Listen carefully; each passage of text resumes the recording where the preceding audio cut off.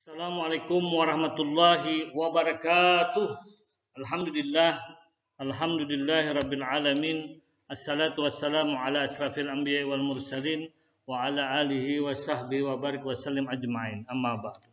Baik, untuk pembelajaran hari ini materi Quran Hadis kelas 3 madrasah dengan materi hadis tentang persaudaraan. Hadis tentang persaudaraan pada semester ini memasuki pelajaran ke-10, yaitu pembelajaran yang terakhir untuk semester kedua. Sebagai makhluk sosial, manusia diciptakan saling membutuhkan satu sama lain. Sebagai orang yang beriman, Islam mengajarkan kepada pengikutnya untuk saling menghargai dan tolong-menolong antar sesama umat Islam. Jadi kita hidup di dunia ini saling tolong-menolong. Sifatnya juga hidup sosial kita harus tinggi ya antara sesama makhluknya, yaitu saling menghargai, tolong-menolong antar ya itu sesama manusia, apalagi terlebih khusus sesama umat muslim. Dengan begitu rasa persaudaraan saling membutuhkan muncul dan terus ada di antara umat muslim. Bagi semua umat muslim, antara satu dan yang lainnya adalah saudara. Kewajiban kita kepada saudara adalah membantu dan menolongnya jika membutuhkan. Kebersamaan antara saudara yang kuat diibaratkan seperti bangunan yang kokoh. Semua bagian dari bangunan tersebut tergabung menjadi satu, saling menguatkan agar tidak mudah roboh. Begitu juga dengan ikatan persaudaraan yang kuat, saling membantu dan tidak mudah dijatuhkan.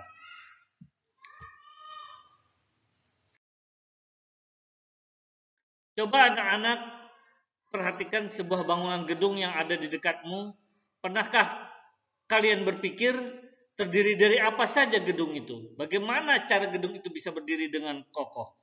Contohnya misalnya gedung sekolah ini saja, ya, gedung sekolahan kita. Bagaimana gedung sekolah ini bisa kokoh berdiri, ya?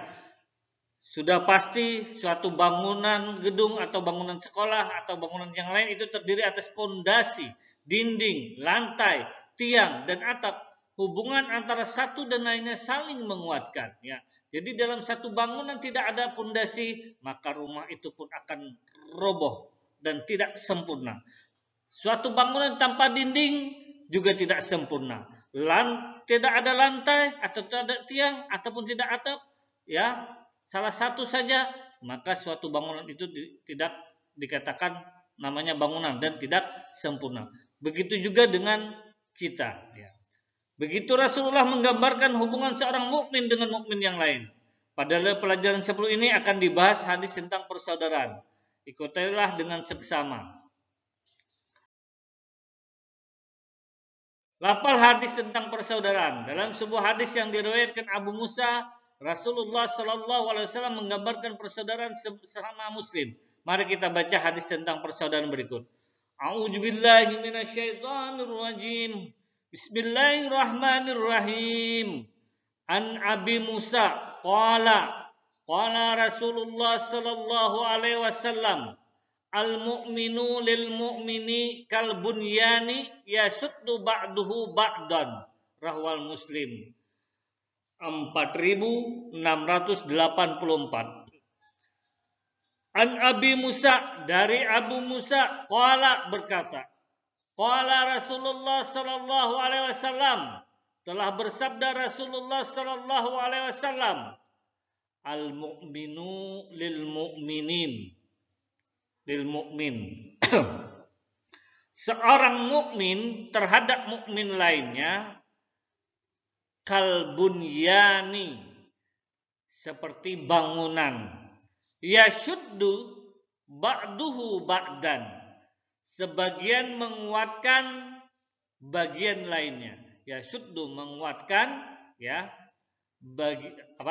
sebagiannya menguatkan bagian lainnya. Rawal Muslim, hadis riwayat Muslim 4684. Itu tentang hadis persaudaraan. Selanjutnya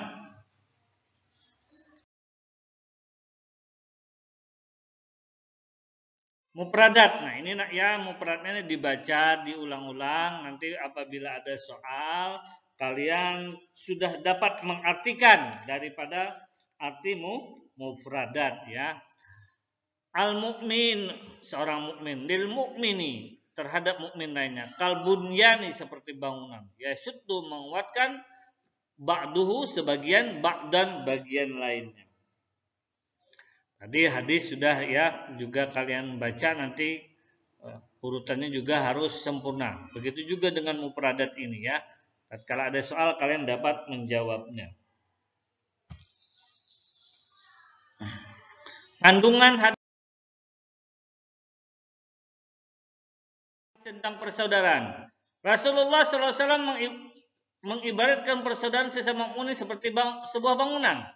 Sebuah bangunan belum pernah protes kepada arsitek. Misalnya pondasi minta dijadikan sebagai atap, dinding minta dijadikan sebagai pondasi, itu tidak pernah protes sama orang yang membangunnya, tidak pernah.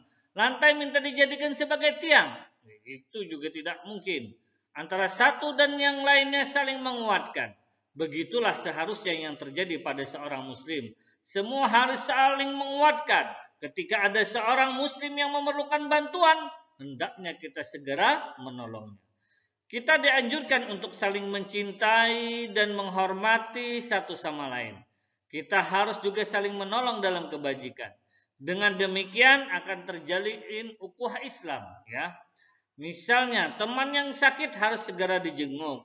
Jika teman kesulitan belajar, harus kita bantu. Dalam artian membantu di sini ya, Naya, membantu untuk belajarnya. Bukan misalnya kita belajar matematika, ada soal, kita kasihkan contoh kalau kali kita paham contoh ya, contoh matematika, bukan yang dicari, yang dibantu mencari apa, kasih jawabannya. Bagaimana dia menemukan jawabannya, itu yang kita bantu ya.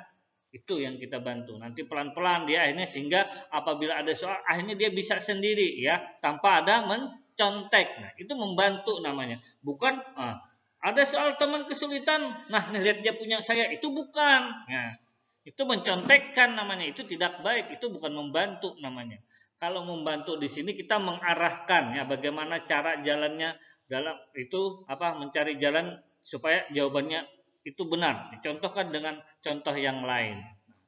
Itu adalah dalam pelajaran matematika. Jika ada teman yang berkelahi, harus kita damaikan ya, harus damaikan. Jangan kita tambah-tambahin atau kita panas-panasin atau kita komponen.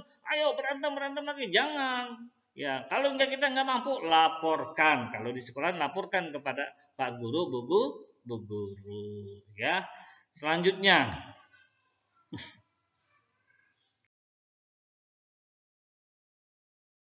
Hikmah cerita. Sesungguhnya sesama muslim itu adalah bersaudara. Hubungan seorang muslim dengan muslim yang lain seperti bangunan, semua saling menguatkan. Ya, tadi diibaratkan sebuah bangunan, kalau satu saja tidak ada, maka tidak lengkap, tidak akan kuat dan tidak dinamakan suatu bangunan. Rasulullah pun pernah bersabda bahwa sesama muslim itu bagaikan satu tubuh. Nah, misalnya tubuh kita ini, misalnya dicubit saja, misalnya di lengan, semuanya terasa sakit bara, padahal yang dicubit tangan kanan atau tangan kiri saja, yang lain ikut merasakan.